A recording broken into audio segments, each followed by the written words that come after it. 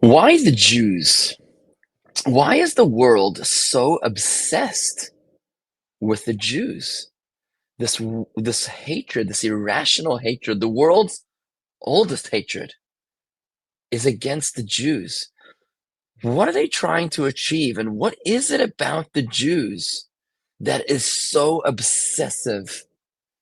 What would the world look like if the haters, if the anti-Semites, the pro-Hamas, would allow Hamas to have its way and fulfill what Hamas declares in their charter to wipe out, God forbid, every last Jew?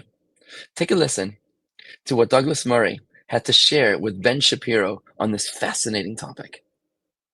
People say, well, why are you so bothered about Israel? And I hear that from the right. The left don't care. They know I'm beyond saving. But on the right, I hear that. And I think they don't realize, they think it's some weird thing. Like, what is this small state? Why does it bother you? I don't think they've even remotely reflected on what I regard as the deepest reasons to care.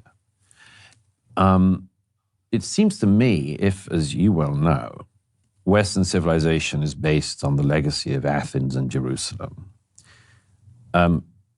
Athens is under great assault always, but it's not actually under existential assault at the moment. What is being attempted by Israel's enemies is the philosophical and cultural equivalent of burning all the libraries of Alexandria. This is one of the underpinnings of Western civilization utterly, utterly at risk. And not in a sort of metaphorical way where people might use it as a sort of book subtitle, but the real thing. I mean, I've sometimes thought about it this way. I haven't tried this out in public before. How many Jews are there in the world? 15 million. 15 million. Okay. This may come across really coarse, but let me put it this way. I mean, there are lots of conflicts in the world, and I've covered a lot of conflicts involving a lot of people, but it's conceivable that at some point 15 million Christians could be killed. It would be a disaster, a tragedy. It's conceivable that at some point, Burma, India, 15 million Muslims could be killed. It would be a disaster. It would be a tragedy of an unimaginable scale, of mid-20th century scale. But if 15 million Jews were killed, that's the end of the story. That's it. Now, what does that mean for the Jewish people? It's the end. The people who saw off everyone from Pharaoh to Hitler disappeared in the 21st century. Everyone else, in my view, wouldn't survive either. Western civilization could not survive the destruction of the Jewish state because it would be, among much else, the cutting away of the whole tree that we're on, and Western civilization would die.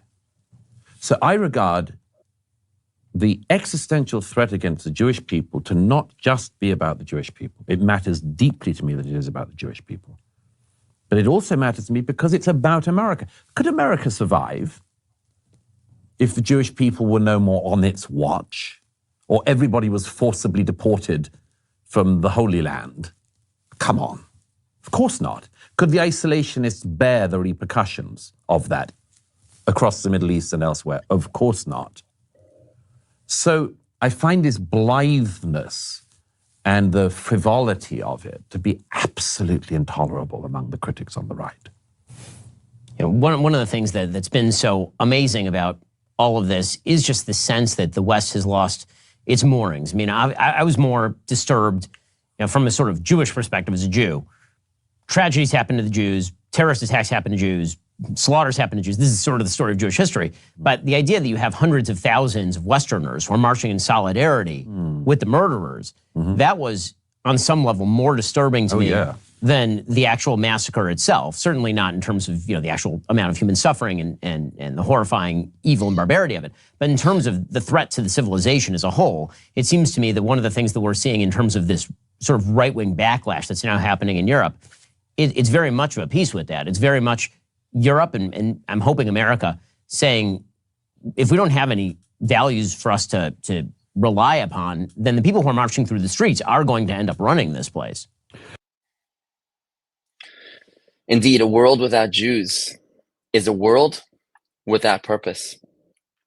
Without the Jews, the world will have lost its way and hardly will have an ability to be able to survive. But the good news is that when God blessed our patriarchs in the Torah, in the Bible, God blessed Jacob, that his descendants will be as the sands of the earth. Now, we know that there are many, many, many sands upon the earth, and the 15 million Jews, maybe 20 million Jews that there are around today, is not a drop in the bucket compared to the amount of grains of sand in the earth. And maybe even if you counted up all the generations of Jews that ever lived, would that amount to the same amount as the sands upon the earth? I don't think so. It's Maimonides, the great Egyptian sage of Spanish origin, or Moroccan origin, who explains the meaning of the blessing of God to Jacob, that your children will be like the sands of the earth, to mean something incredibly moving and profound. That just like the earth is trodden upon by all, everybody treads upon the earth, yet the earth ultimately buries all those who tread upon her.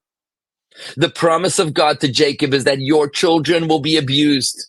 They will be tread upon by everybody. Everybody will abuse, will persecute your children, but ultimately they will prevail. Just like the soil that buries all those who walk upon her, who tread upon her, so too shall the Jewish people prevail and overcome over all those who threaten her. From Pharaoh to Hitler to Hezbollah to Hamas to the Houthis and to everybody else who's in process. We have never lost the war. Thank God, by the grace of God Almighty, by the promise of God Almighty, and we won't lose this one either. Those who are crazy enough to fight against us are the ones that will be relegated into the footnotes of history, because only those who stand with the Jewish people ultimately live to pass the test of time.